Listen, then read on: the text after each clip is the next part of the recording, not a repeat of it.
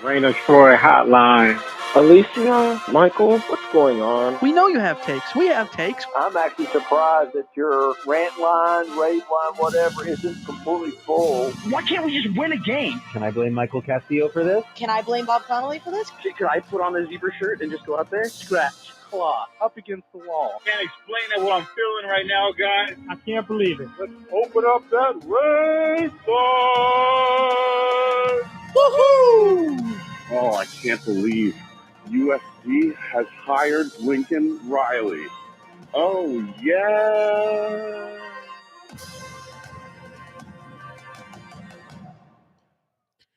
Hello, everybody. Welcome back to Rant Line Radio, episode 521, coming to you on Wednesday, November 15th. We're going to look forward to USC and UCLA locking horns at the Coliseum, 12:30 p.m. on ABC. We're going to preview the game and so much more, including having a special guest. Jake Merrifield from the Bruin Show is going to join us in a few moments as well. As always, you can follow us on Twitter at Rant of Troy, like us on Facebook, facebook.com/Rant of Troy. Be sure to subscribe to us on Apple Podcasts, TuneIn, Overcast, wherever you get your podcasts, we are there. Spotify, email address, rantoftroy@fanside.com, and our phone number, 818-643-7227, Second Woods Bruin Show. I'm your host, Michael Castillo, journalist with my co-host here in the Rant of Troy studio in Los Angeles, Alicia D'Artola. Hello, everybody. Hello. I'm super pumped because it's a rivalry week, which means we've got a special guest coming along.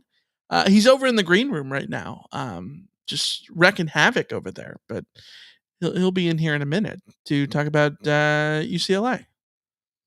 Yeah, one of our favorite people in the world, Jake Merrifield from the Bruin Show. He would probably call it a powder blue room right now.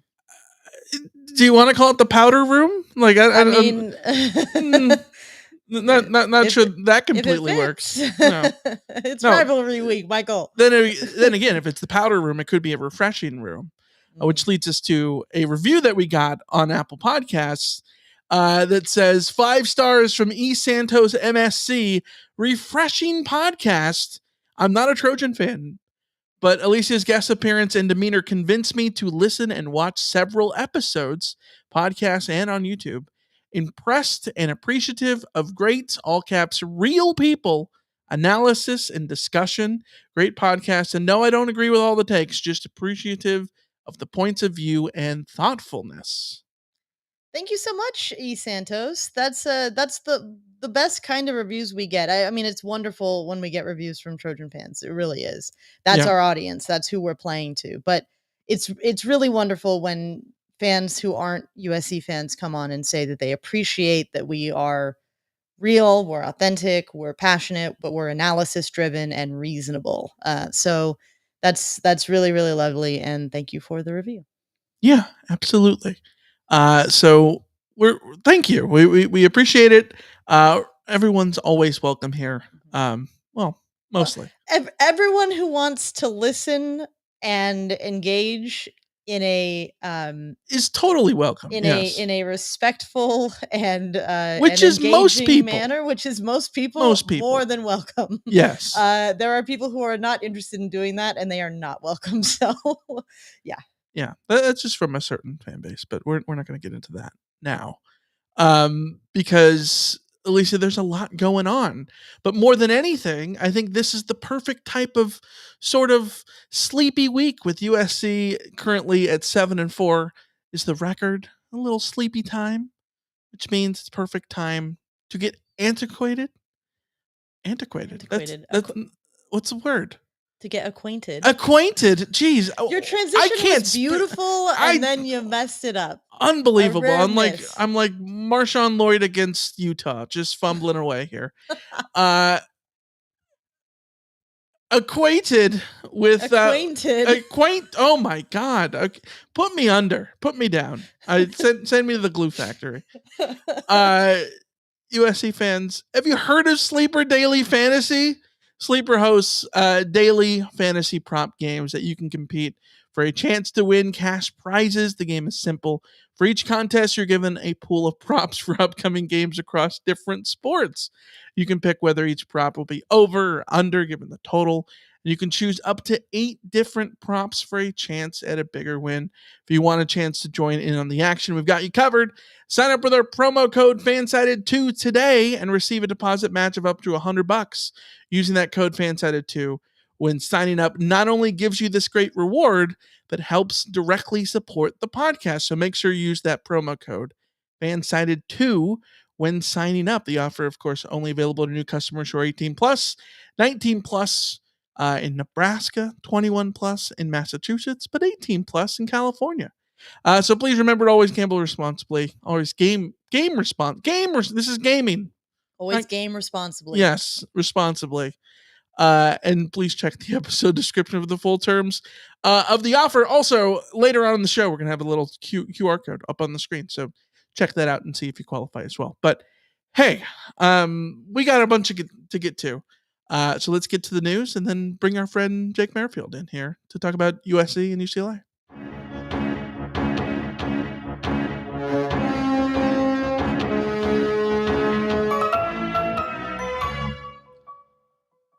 All right, Alicia, we have to bring in our special guests live. Mr. Jake, welcome. Did we catch you in that moment? Well, I thought you were going to do something else, so I was sending off a text, and then you surprised me. Hi, nice to see you all. Hola, how are you doing? I thought it was going to be breaking news. I didn't know you were going to be breaking news by saying, "Oh, here's our guest, breaking news." With us. The news is that you're with us. Yes. Oh, that's wonderful. It's nice to see Jake Merrifield from the What's Bruin Show. Welcome to the show to talk about SC and UCLA. How are you? I'm doing good. We've had to change this schedule for, like up and down the last couple of days. So I'm just kind of running a little bit ragged, but other than that, I'm all good. And this is going to be like one of the least anticipated crosstown showdowns for me. And that only happened in the last couple of days personally, but I'm still, I can't help but get excited about the Bruins and the Trojans and the beautiful look it has on the field going down to the Mausoleum. And I can't wait for the game. And by the way, Michael, you said that I don't go to the Coliseum. I will. I always go to the Rose Bowl because I've had season tickets for years. Yeah. The Coliseum, it's kind of a hit or miss thing for me, but I'm not ruling it out. I was thinking about going this year until I ended up not being able to. But yes, I'm excited. But would you agree that there are a fair number of UCLA people that oh yes, don't want to go into the inner city, into the maw. Yeah. No, I think that's very true. And by the way, I thought, Alicia, where's your hat? I thought we were wearing hats today. Oh, I didn't get the hat memo. Oh, okay. I didn't. I should have. She's dropping the ball. Unbelievable. Really Unbelievable. Dropping the ball. One of the things that UCLA is good at.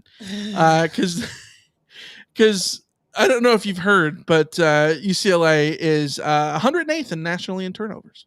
Yes, we are not living up to expectations, just like the boys across town. Yeah, both teams. But you said not anticipated. Where does this rank among games that I think neither team are overly excited to be in? I just think it's up there with not exactly the 2010 game, which was SC on a bowl ban and UCLA in a bad season, but it's up there, right?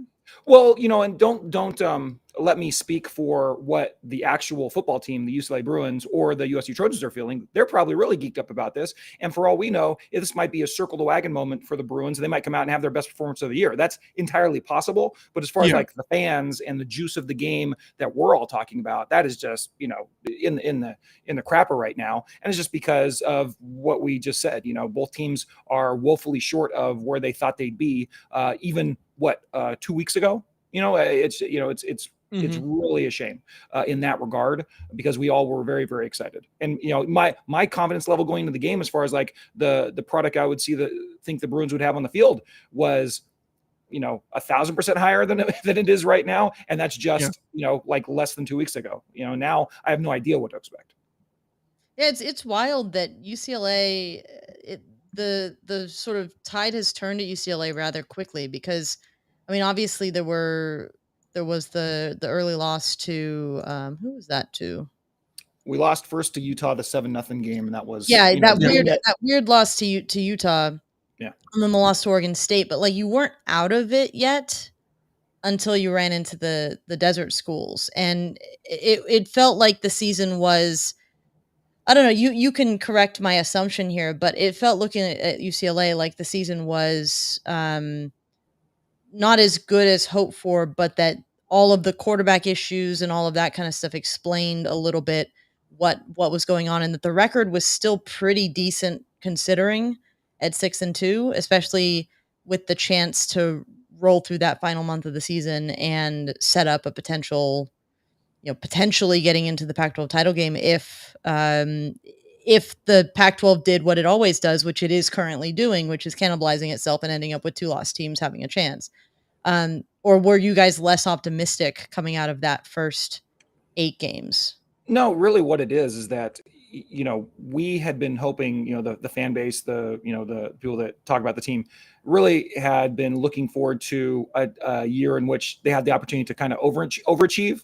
Kind of you're bringing in a really talented young quarterback, but he hadn't been on the field at all yet. And this is going back to before the preseason started, the non-con. But there were these opportunities throughout this year up until this last week against Sparky, where the Bruins could still get kind of ahead of the sticks, get it, under par, so to speak, right? And the losses were all explainable in that they were all tough games on the road. I think Utah, that was a game in which we all thought we're like, you know what? They absolutely probably should have won that game based on how it played. And there's just a couple of freak plays that didn't go their way. Dante Moore's first start on the road. And then the Oregon State game was like, well, they didn't win that game, but they probably weren't going to win that game before the season started anyway. And so we were still like, okay, look, they're still at expectation level. They're not above it, but they haven't dropped below it. And then even as the Arizona game shaped up, that was a game that we fully expected to win before the season started. But as it was rolling and Arizona was getting better and better, you're like, well, that's still going to be a tough game on the road. And I don't know if the Trojans have had as bad a luck in Tucson as the Bruins have the last 20 years. But that certainly was a game where any Bruin fan that's followed the team at all would know that you can't assume anything in Tucson. And so when I went out there and saw them lose, and it was kind of a very frustrating game for sure, but it still was a game in which it wasn't completely unexpected. And he still had the opportunity, like I said, to finish strong. But the game against ASU, just absolutely inexcusable as far as like the excitement the fan base has. You're favored by 17. You can only score 7 points. Dillingham's out there doing everything he can to win a game. And it's all smoke and mirrors. They didn't actually produce that much, but he produced more than Kelly did. And, meanwhile, they're out there. They can't figure out a quarterback. They can't figure out to run the ball. And it just was such a disappointing, deflating loss. And it kind of turned into a referendum on the whole Chip Kelly era because it landed us very ironically, very coincidentally, right back at 500. And that's really been the story with Chip as the Bruin coach. Yeah. Chip Kelly in year 6, 33-33 is his record. The Bruins 6-4, 3-4 in conference coming into Saturday's game. I want to run through a little preview segment here and start with the defense. This is all about Danton Lynn, the new defensive coordinator for the Bruins, the son of former Chargers head coach Anthony Lynn, a Penn State grad, sort of shot up through the coaching ranks in the NFL, most recently a DB's coach with the Baltimore Ravens. My understanding, and correct me if I'm wrong here, is he runs sort of like a modified 4-3 that presents as like a 2-5-3, a pair of upright edge rushers there in sort of like a semi 4-3 that way, including the nation's leading tackles for loss leader, a shoo-in to be an All-American, I think, Leatu Latu, at the outside linebacker spot, along with the Murphy twins. The Bruins are insanely good on defense. Number 2 in the country in rush defense, allowing just 70 rushing yards per game, 2.32 yards per carry. Only James Madison is better. 4th in tackles for loss, 5th in sacks, 7th in yards per play against, 9th in scoring defense, allowing only 16.4 points per game, down from 29 a year ago. Nearly cut that in half. And the big change was a coordinator hire. So I think if you're a USC fan, you can look at that and say, like, you could boost your defense by 13 points with the right hire. But the Bruins are also 10th in total defense, only allowing 289 yards per game. And I think the craziest stat I have found maybe ever, UCLA has held 6 of their first 10 opponents to under 4 yards per play. So 3.99 and below for comparison, again, UCLA 6 of the first 10 opponents, they've done that. For comparison, USC has not done that in any of the last 39 games. Yowza. And only once in the last 59.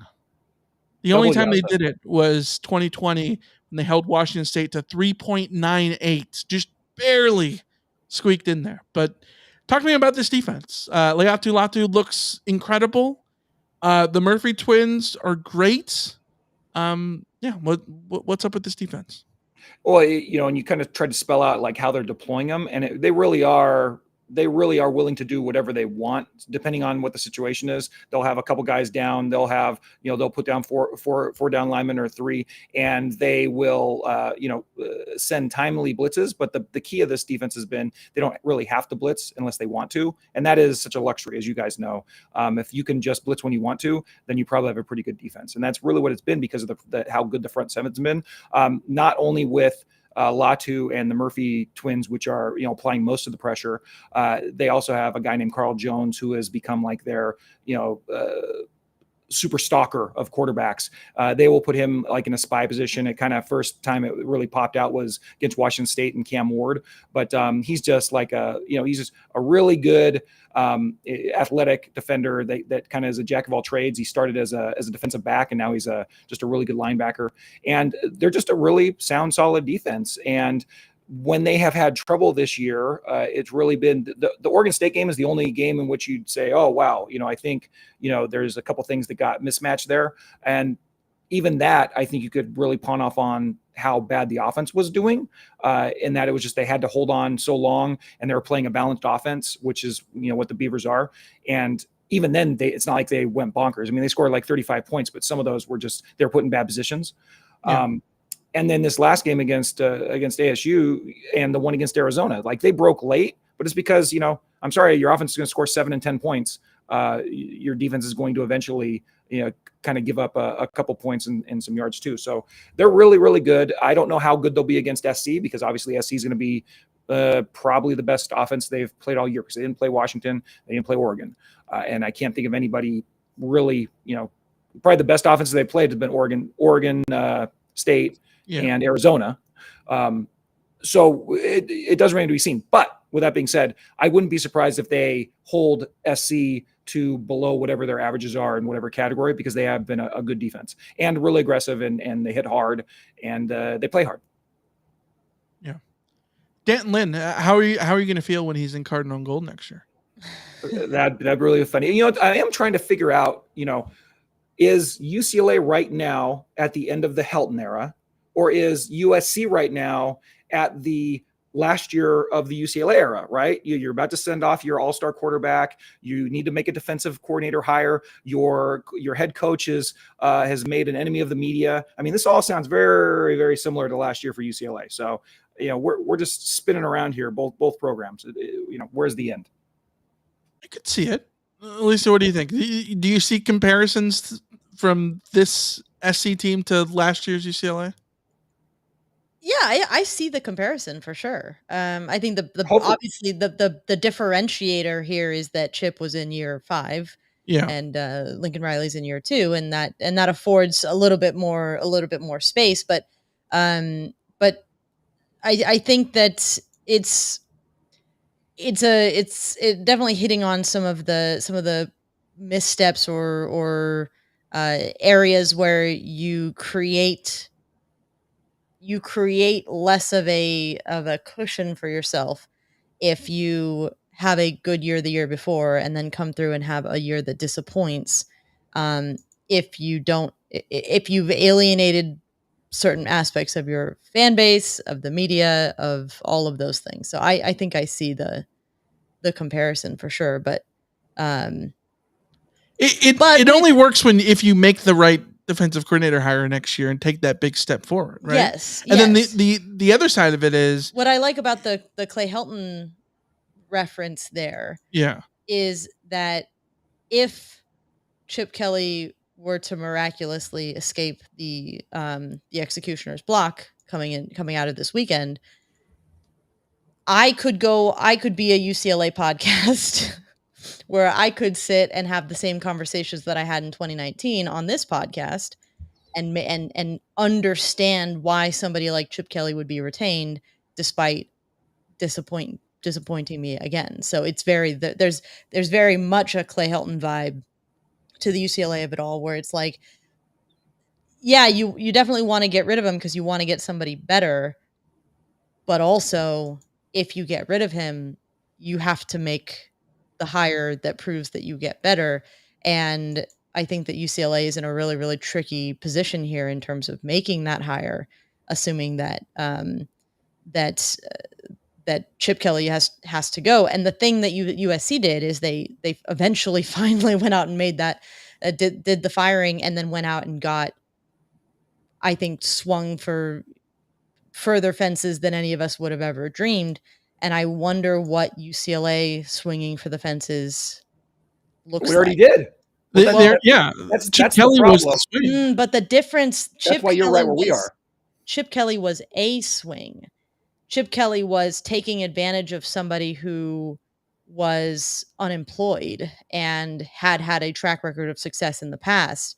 What I'm talking about is UCLA as a program capable of going out there and hiring somebody who is in the here and now, widely accepted as a home run sort of hire. Well, like a Jonathan Smith? That's I think if I have to look at like the holy grail of hires that UCLA reasonably could make, not to turn this into a who UCLA should hire sort of podcast, but like, let's go. If UCLA goes out and gets Jonathan Smith, then proven you've gone out and gotten the coach that everyone says is the big man on the market. Yeah. It's funny. Obviously, I think if they hire Jonathan Smith, I'd be over the moon. That'd be a great hire for me. I am a little dubious that they will be able to hire, the point you're making, Alicia, is they hired a sitting head coach in a really good position from another blue blood. That was a huge coup.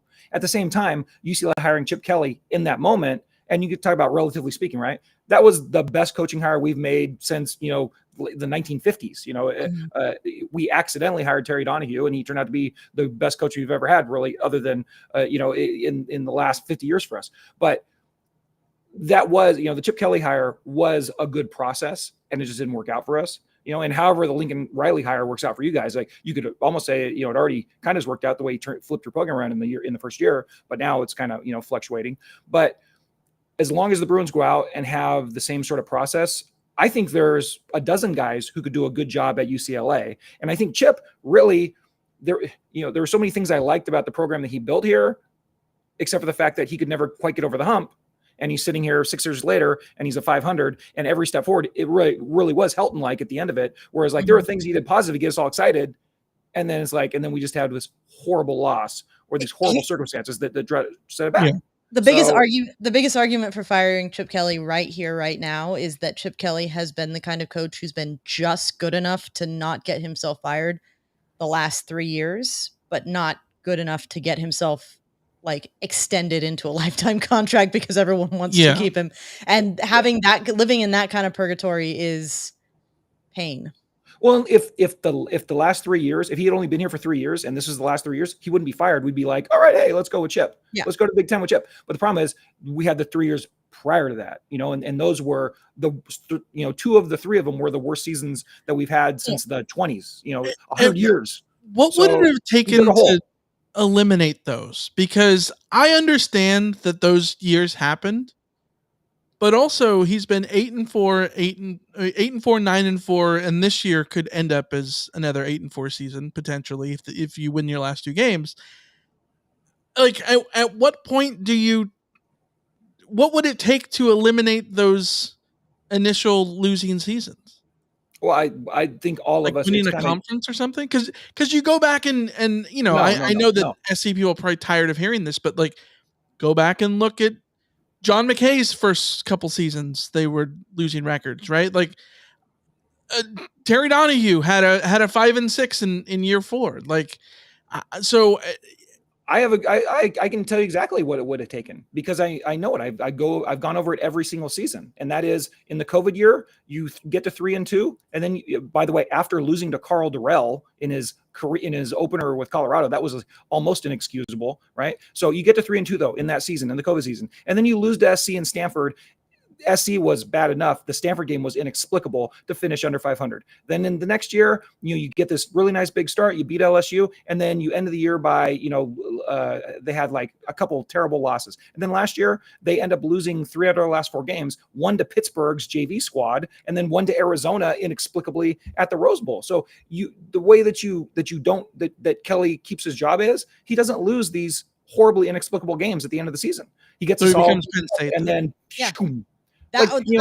I made that exact comparison to Michael is basically if Chip Kelly had been more of James Franklin, where if UCLA's problem was just that they simply categorically were just not as good as the best teams in the Pac-12. If it was just losing to USC, Washington, Oregon, lose to the better teams, and maybe Oregon State when you go to Corvallis. If those were the losses, and there were 3 to 4 losses every year because you were just losing to the teams that are straight up better than you every year, that's not fun, as Penn State fans will tell you. But it at least it's stable. At least you know that the hump you need to get over is beating the best teams. The problem I've seen with Chip Kelly has been he always loses that game to ASU, like we saw last week. Like there's always 1 or 2 of those, and you're just gonna lose everybody when you have those things happen. That's sort of an interesting wrinkle when it comes to where like Lincoln Riley is at right now at USC. The one thing that he can say is that he's only losing to the ranked teams, and at USC that's not acceptable. But you can't be getting upset by 17-point underdogs. Yeah, and the only other thing I would say talking about all this is the other part that you have to adjust Kelly for is that this is the first 2 seasons we've ever played an FCS school. So you're already granting him a free win too, right? And he never got to 10 wins, even though he was completely set up for it. So he's playing against the easiest schedules pretty much that we've had in 50 years of UCLA football, and he's still getting the inexplicable loss. And that's really where it really kind of reached a boiling point. Yeah, and then this is the year that you missed Oregon, you missed Washington, and I know that Oregon State's a really good team, so it's really. You swapped out Washington for Washington State, right? Essentially, and yeah, that should have been one extra win, and the other one was the FCS game, like you said. Should have been 2 wins that would have, helped on everything else. So let's talk about the UCLA offense. I don't know what to make of this. So we have in our notes that UCLA's offense is sort of bad, but I don't think they're bad. Sad. I don't know what to make of them. So the Bruins are 108th nationally in turnovers, 18 turnovers in 10 games. It's 1.8 per game, according to my math. 118th in sacks allowed, allowing 3.3 per game. The Bruins are averaging 5.15 yards per play in conference play alone. They're lowest in the conference since 2010, when they averaged 4.67 back in the Pac-10. And the Bruins are dead last nationally, literally dead last, 133rd in America in red zone offense, scoring on just 63.6% of red zone trips. Basically the polar opposite of USC's offense, who's averaging 92.2 scoring rate in the red zone. Trojans also ranked number 1 in red zone touchdown rate at 82.4%. If SC went 0 for their next 23, they would be equal to what UCLA is doing in the red zone. It's that bad. UCLA's kickers also a problem here. Only 7 of 14, 50% this season. RJ Lopez lost the job after missing 5 of 8 in the middle of the season. Then Blake Glessner comes in, missed 2 weeks ago. 2 weeks ago at Arizona, missed 2 kicks. And we haven't even got to the quarterback issue. But like before we talk about the quarterbacks, like what is this offense?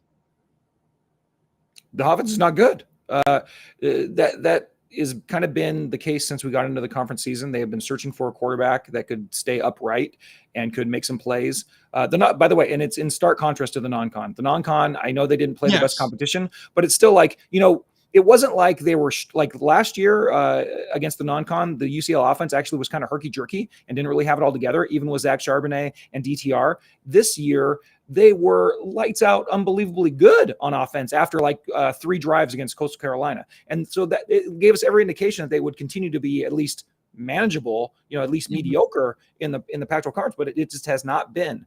And it's not like they're playing a murderer's row of defenses either, right? But the real problem has been that Dante Moore just doesn't look like he was quite ready. Now, he might be now. I don't know. He might come out against SC and have learned learned the lessons he needs to learn and go out there and sling it. That's entirely possible, but I wouldn't say likely.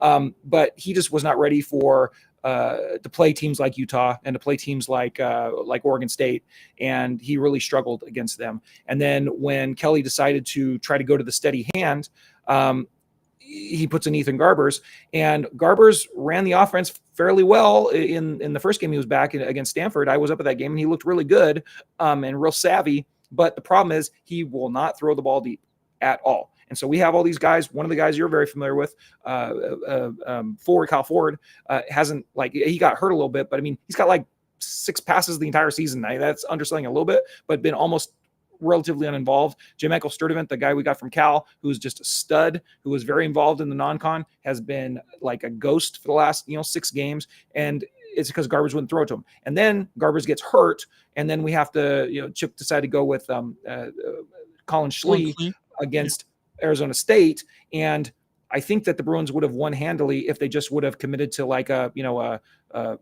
ground game, a triple option sort of type attack, just run the ball all the time type of attack.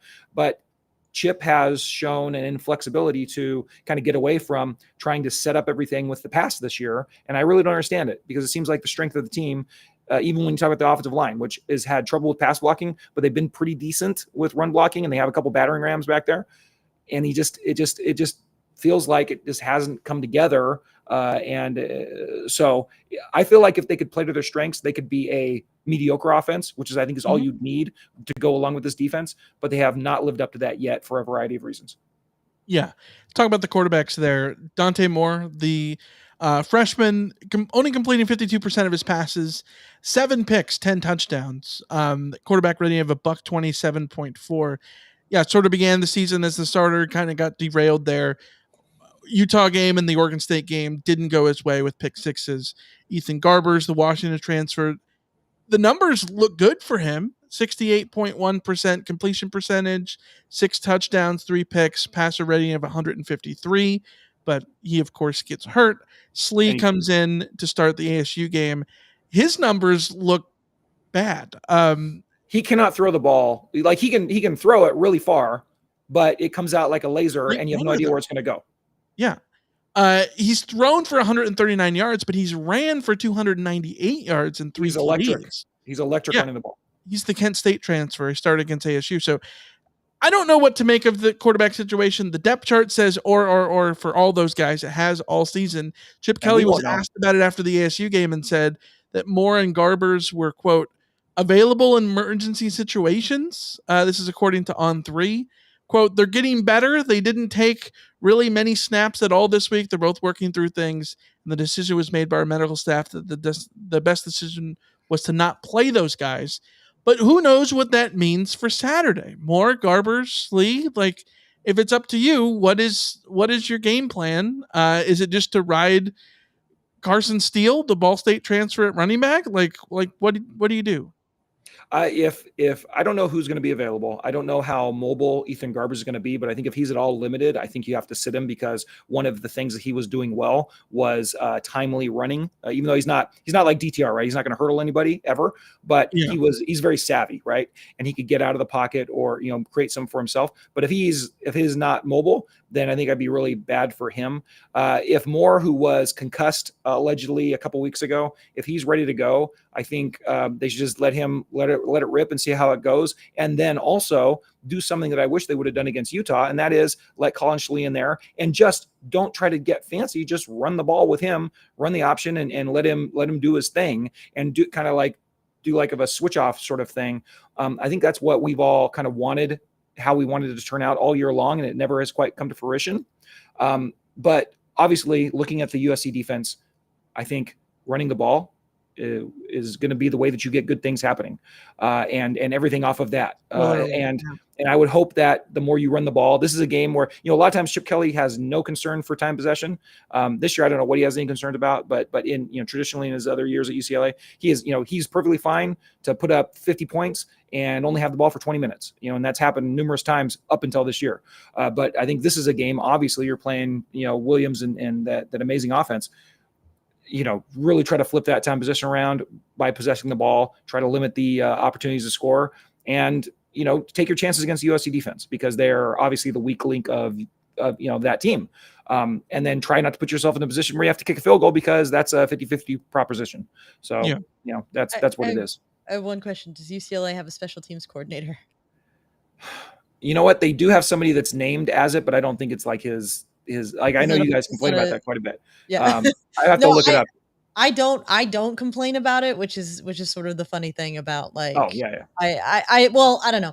My thing on special teams coordinators is whether you have one or what that's singular or somebody who's doing double duty. Nobody likes their special teams, so UCLA has had us. I feel like UCLA has been very, very good with kickers and specialists for as long as I can remember. Yeah.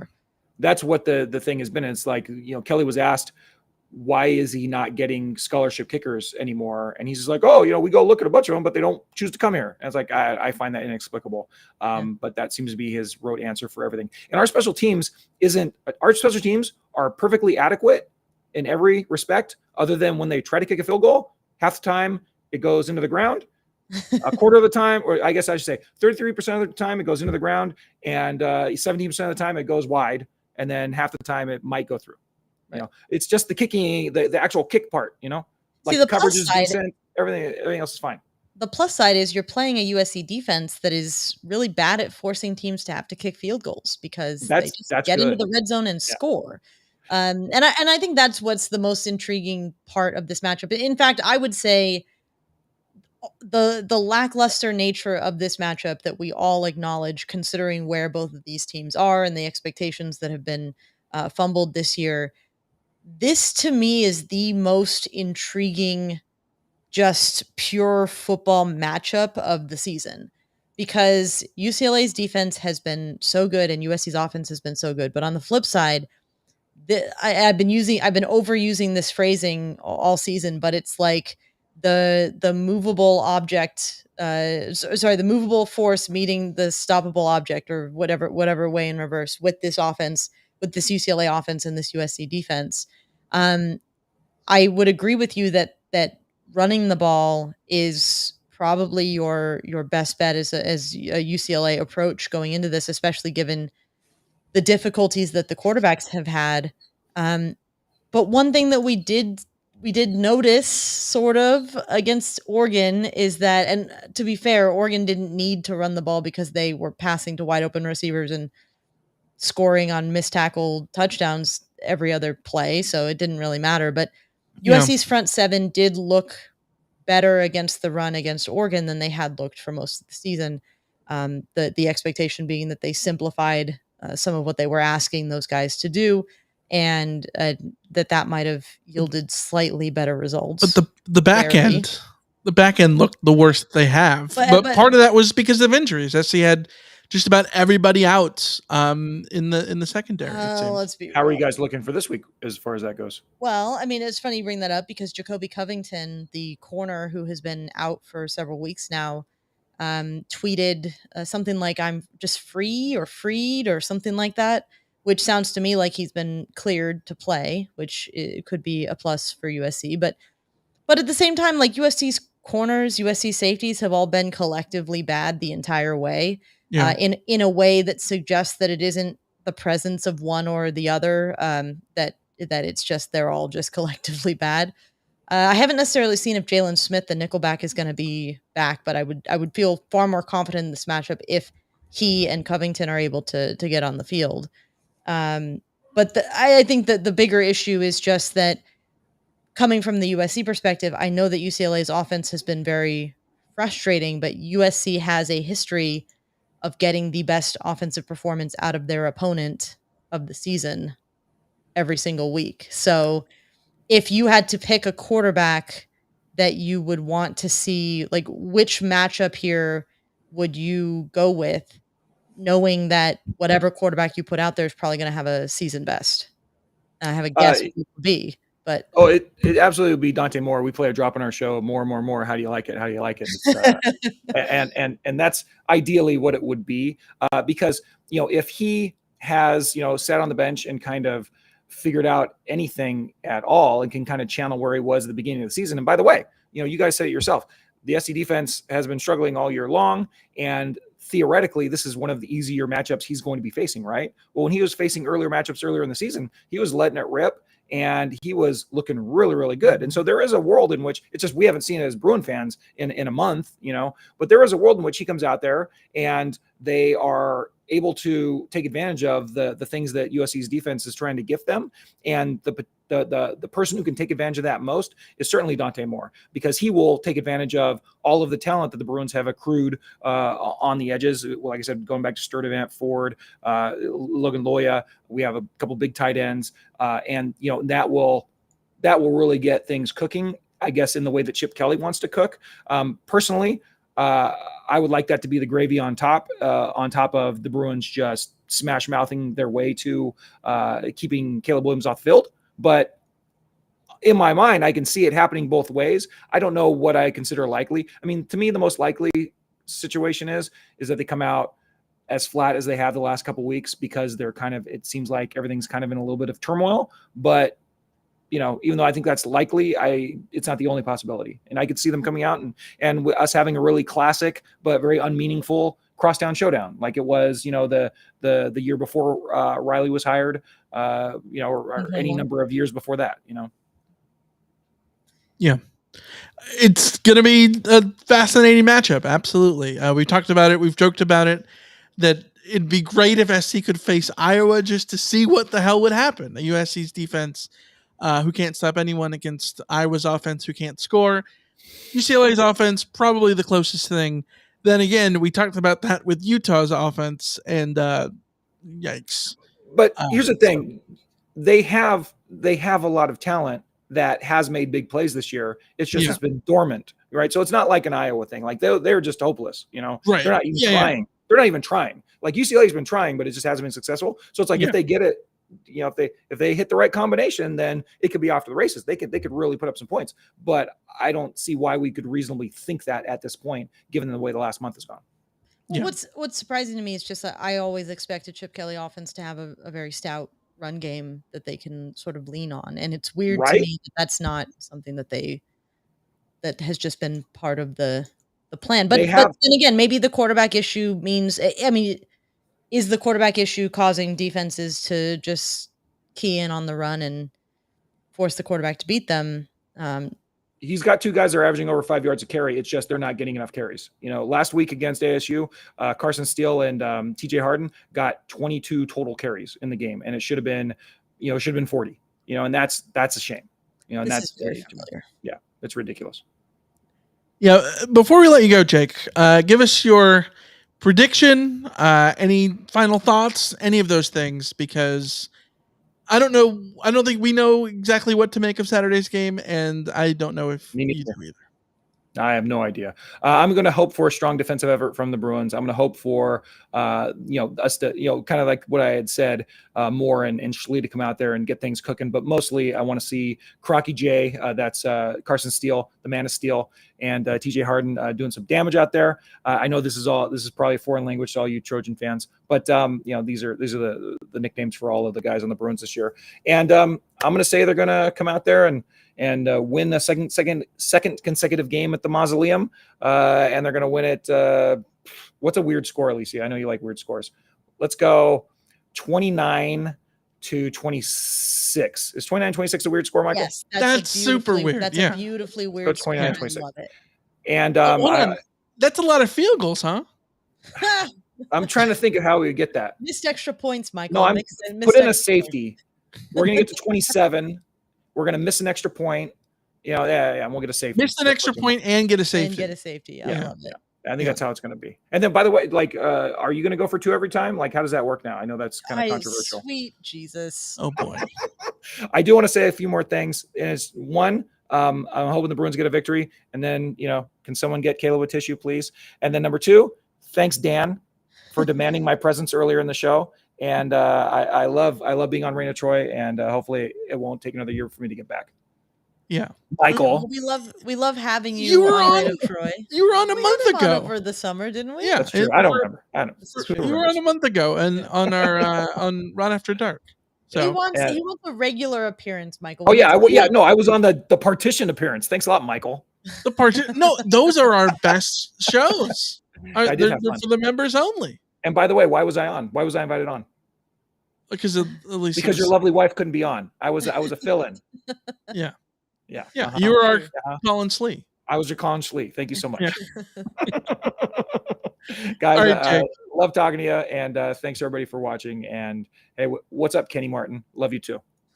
All right. Go check out Jake on the What's Bruin Symposium. Yeah, that's right. Exactly.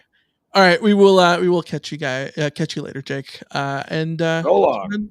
See ya. Go Bruins. All right, there's our good buddy Jake Merrifield from the What's Bruin Show. We are going to get into over under because Alicia, we things are tightening up. You're getting close.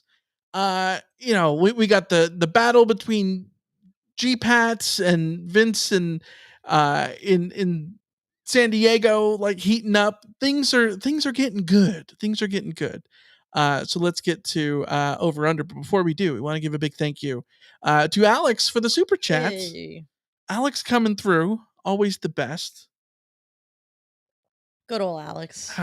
Cheers and a good scoop of Brita. Gotta love those. All right, let's get to over under, shall we? So you're going over. I'm feeling bold. Give me that over. I'll go under. I got to take an under here. I got 3 unders to take. I'm going to do an under here. All right, let's get to over under. Of course, for the season, I lead 36-30 is my record. Yours is 32-34. What's your first over under of the week, USC and UCLA?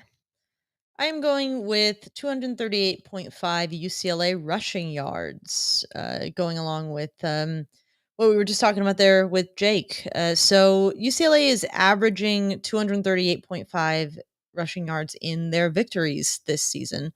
They're averaging 207 yards. USC is averaging 207 yards allowed on the ground in their losses. 5 USC opponents have had 200 plus yards rushing this year, including the season high given up against Washington inexplicably. But UCLA's rushing high is 287, and we just heard from Jake that they might choose not to run a little bit too often. So, where are you feeling this? Okay, what is the thing that we've talked about this year so far? We said Utah couldn't do anything, and then they did it. This team couldn't do anything, and then they did it. They had Washington couldn't run the ball, and then they did it, which means this is going to be an under because UCLA is going to pass all over SC. They're not going to run all over SC because you don't expect that because their passing game hasn't been their strong suits. Well, weird things happen against the USC defense. Give me the under because UCLA will pass. USC's DBs can't cover tackles, so yeah. So there we go. So you're saying it's going to be an Oregon situation where they're just not going to have big rushing totals because who needs to run when every time you pass the ball you get 50 yards? It could be one of those situations. Why not? I could see it. Let's get to my first over under, which is over under 2.25. Leatu Latu tackles for loss. He is the national leader in tackles for loss with 18.5. In the last 3 games against Colorado, Arizona, and Arizona State, he has 8.5 in those games. So I'm putting the line at 2.25. Can he get to 2.5? It's basically the question. Over under. Smashing that over. Okay. Yep. Smashing it. I don't trust USC's offensive line to deal with somebody like Leatu Latu in this game. I think he could end up with a couple sacks and a tackle for loss and get this pretty routinely. But yeah, we'll see. All right. Let's go to your next over-under. What do you got? I have 299.5 Caleb Williams passing yards. UCLA, and this goes around with their defense has been so good this year. UCLA has only allowed one team to get 300 plus yards passing this year, and it was Arizona with exactly 300 passing yards. So no one playing this UCLA defense has had 301 passing yards. Granted, that might be explained by the quarterbacks they've faced. The best quarterbacks they've played were DJ Uiagalelei and Shedeur Sanders, both quality, guys who can produce in terms of passing numbers, but certainly not Bo Nix or Michael Penix or anything like that. So I suppose Noah Fafita should be in there as one of the best playmakers at quarterback that they faced this year, and he still only had 300. On the other hand, Caleb Williams is on a 3-game run of 300 plus passing yards. Mm-hmm. But it's going to be tough when the UCLA defense is gonna make it tough on him. So I set it at 300. I should have set it higher, but I didn't know where to go higher. So yeah, no, it's tough there. I'm going to take it over, but not by much. I think this is going to be slightly over. I expect something very similar to sort of the Oregon game where it's like 310, just barely over by a hair. He's not going to be thrown for 400 yards per se.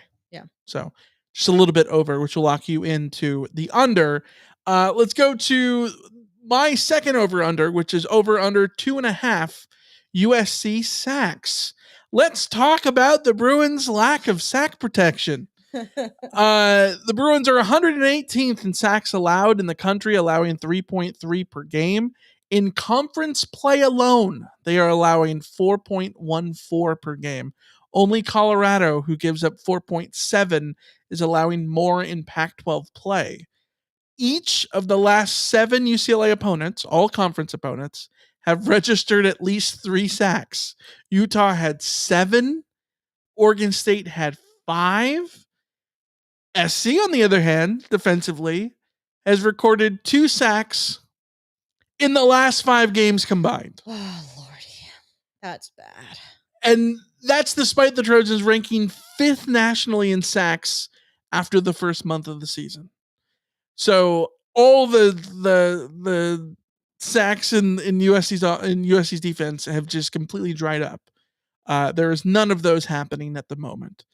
But UCLA allows 1 billion of them. So can SC become the 8th Pac-12 opponent to sack a Bruin quarterback 3 times? 2.5 is the line.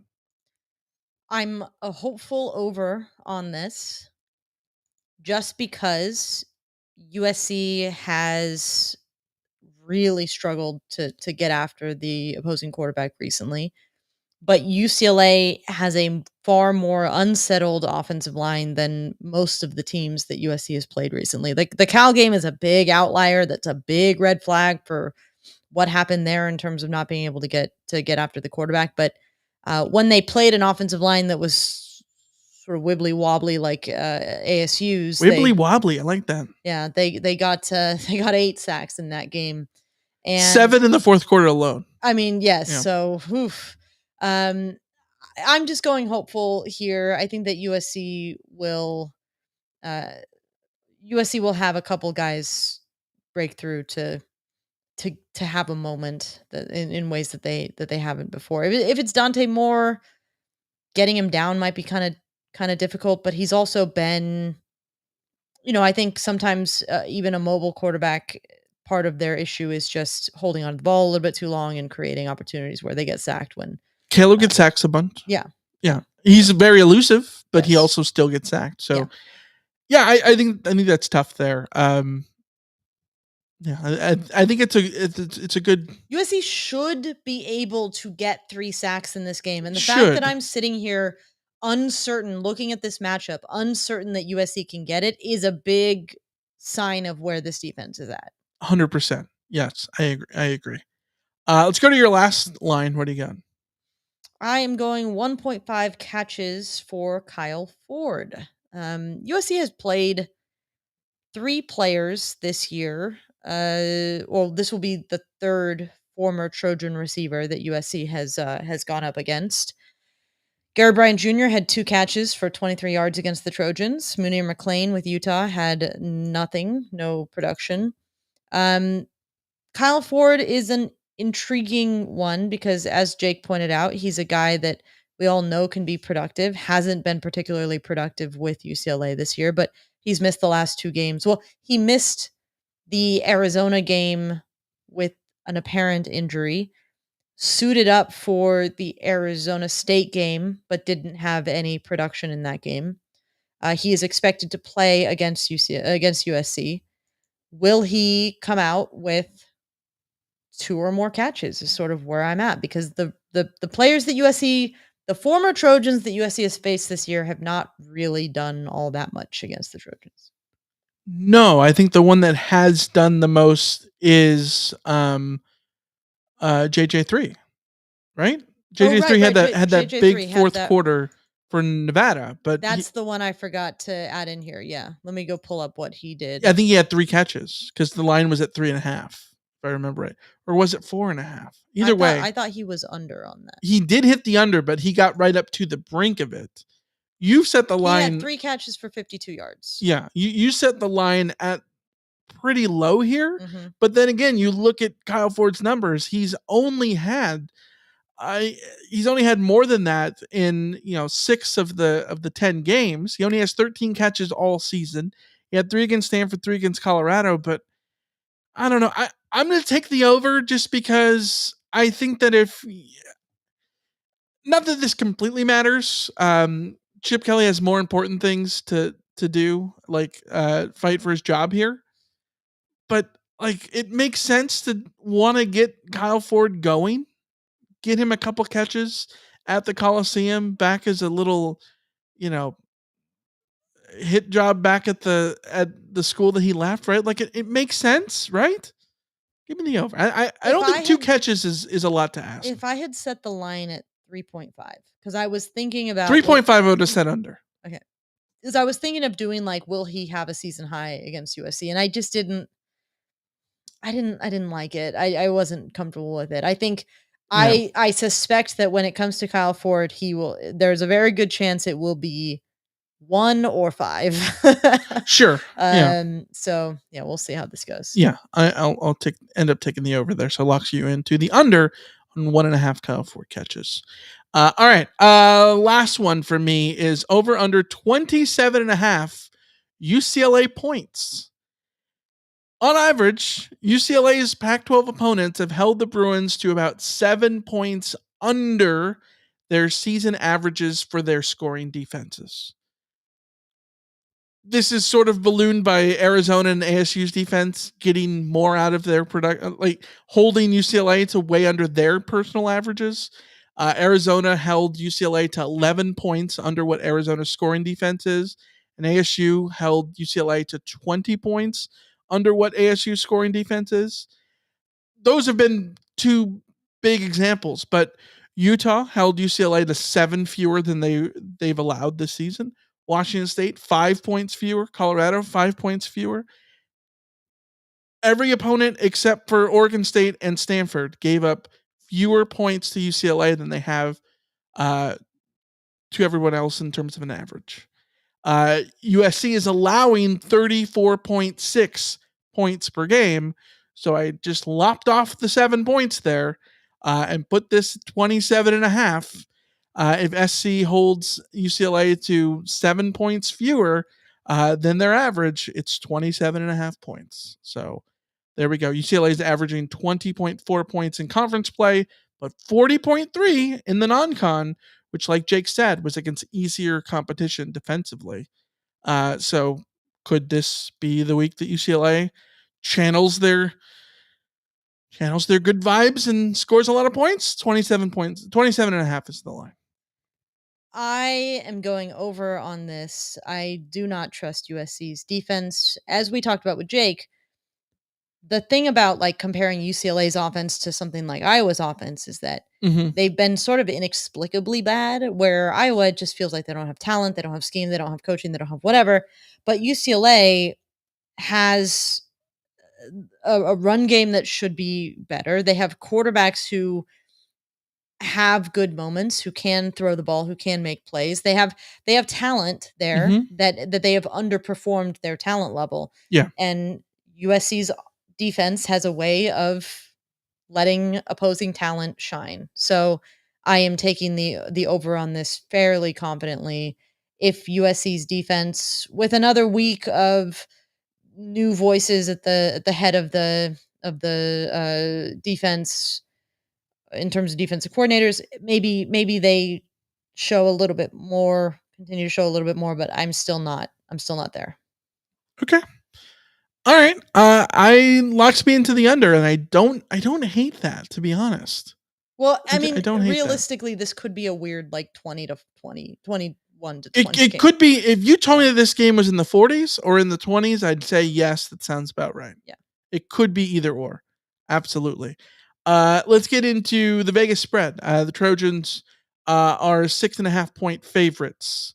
Bill Connolly's numbers has the S&P projection at UCLA 2 points behind the Trojans. The Trojans winning 32-30. Alicia, what is your prediction? I like that SP Plus projection. Honestly, I'd picked a score before even looking at it. I'm going 33-30 USC. And that's by the strength of Caleb Williams alone. I'm not even confident about that 33 for USC. Okay. So does UCLA miss a bunch of extra points there, or they're making field goals? Missing extra points. Okay. I am going to go with USC 27, UCLA 21. I think SC struggles to score points. I think it might end up looking a lot like last week's game. For the Trojans on offense, where it's a little sputtery, they're able to score, but it's hard to get into the end zone. We saw that against Utah as well. So 27-21. I'm putting UCLA right at 21 because I do not trust them to make a field goal outside of a PAT. So 27-21. We did get a comment in the chat from Jeff that says, I feel like Michael rigs over under. At least he gets stuck with some bad ones. Well, am I rigging it? I mean, you can't possibly rig it because we both make our own. We both go through the stats and pick our own. So yeah, I think Michael does a better job of setting his lines personally. That's just me. Yeah, I don't know that there's a science in it. There really isn't. There really isn't. There are years where you are way better than me and years that I'm better than you, like this year. So I don't know. We will see. All right, let's get to the mailbag, shall we? You've got mail. All right, let's start with an email we got from Andrew. One of the things Lincoln Riley is probably doing that no one talks about is compiling a short list of potential quarterback transfers just in case Malachi Nelson isn't ready. Who do you think he's looking at? That's from Andrew in Lisbon. I mean, there's the talk of what Jalen Daniels at Kansas. There's Michael Pratt from Tulane that's been rumored to be in the portal discussion, although he's said that's not true. Can you think of anyone? Cam Ward? Yeah, I think Cam Ward is the dream. The dream guy that I've thought for a while is Shadur Sanders, but that's not happening. No. So I think Cam Ward is the guy, and Cam Ward makes sense. 1 year of eligibility left. Washington State is getting relegated, and I believe he has the free transfer because he's transferred before, but his transfer before was from FCS to FBS, which you would not have to sit out anyways, regardless of rule change. So I think he still has the free transfer. Still not happening. You don't think so? No. I think that's as Kenny says in the chat, Cam Rising. Yeah, that's to Cam, me. Cam Rising would be one, incredible. But that's also not happening. Yeah. Cam Rising would be incredible too.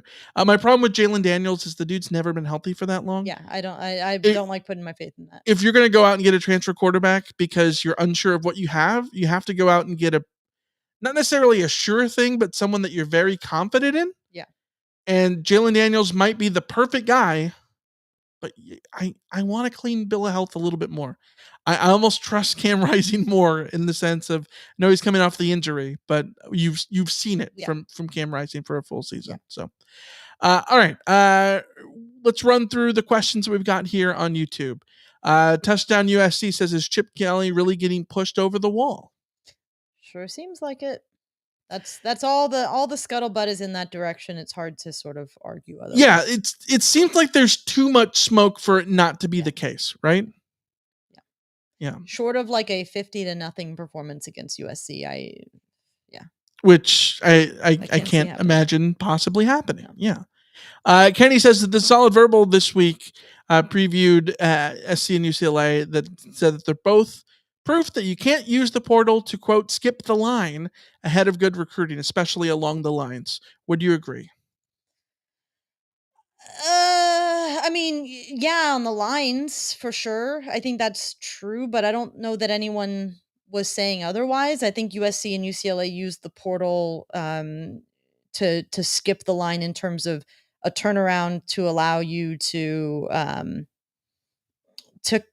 not have to do a full rebuild, and that's not nothing. Being able to be winning games while you're in the process of rebuilding your offensive and defensive line is kind of a huge deal because you just raise the platform of your program considerably. So, I mean, yeah, you can't skip the line when it comes to developing your lines, but skipping the line, like you can't skip to the front of the line maybe in terms of competing with Georgia, but you can certainly skip into a top 25 position, which is much better than the alternative. Yeah, I look at Oregon too. Look, Oregon's completely Oregon's built. Defense, is built on transfers, especially on the defensive side of the ball. So I think you can. It's just very difficult. Yeah. Last question before we wrap this thing up. Ron Murray says, since we know that we will beat the Bruins, that's some confidence there.